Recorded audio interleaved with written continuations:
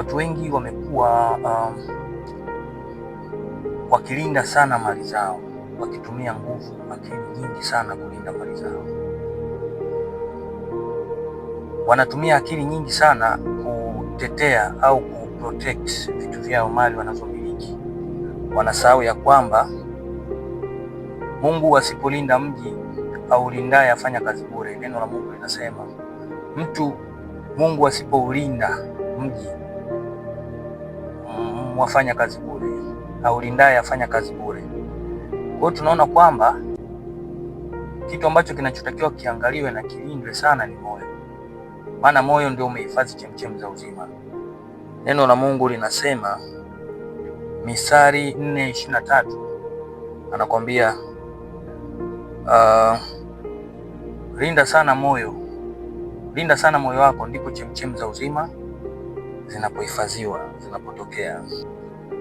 Watu wengi wamekuwa wakilinda sana mali zao, wakilinda sana vitu vinavyoonekana, vitu vinavyoshikika kama mali, kwa mfano kama nyumba, magari, mali wanazozimiliki. Wanatumia akili nyingi sana na mawazo, wanayaweka hapo, wanaweka nguvu hapo, kila kitu wanakiweka hapo kulinda mali, vitu ambavyo vinashikika.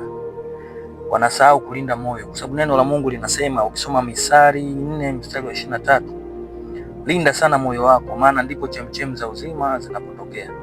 Yaani ndipo chemchemi za uzima zinapotokea ndani ya moyo. Tunasahau kulinda mioyo yetu kwa kulisema na kulihifadhi neno la Mungu. Tunaenda kulinda mali kwa akili zetu, kwa uwezo wetu, au kwa nguvu tulizokuwa nazo, au kwa wazifa tuliokuwa nao. Tunaenda kuzilinda mali ambazo ni mali ambazo zinaondoka na kurudi, au zinaweza zikapotea. Lakini ukiangalia moyo wako, ni moyo ambao ni kitu cha muhimu sana, ambacho ukikilinda kinaweza kikakufanya wewe ukaendelea kuwepo. Nathibitisha, mjue sana Mungu,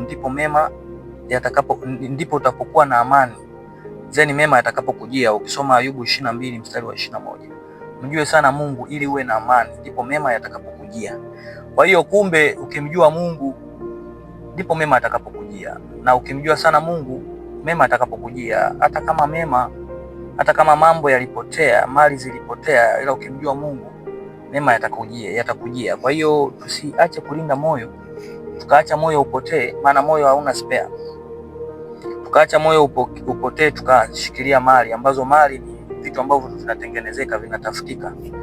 Ndio maana neno la Mungu linasema, linda sana moyo wako, ndipo chemchemi za uzima zinapotokea. Kwa hiyo tujitahidi sana, tulinde mioyo yetu, tusilinde mali. Mali ni vitu ambavyo vinahamishika, ni vitu ambavyo vinapotea, ni vitu ambavyo havidumu, na ni vitu ambavyo utavitafuta ukikaa katika uwepo wa Mungu. Hivyo vitu vinakuja. Kwa hiyo kitu cha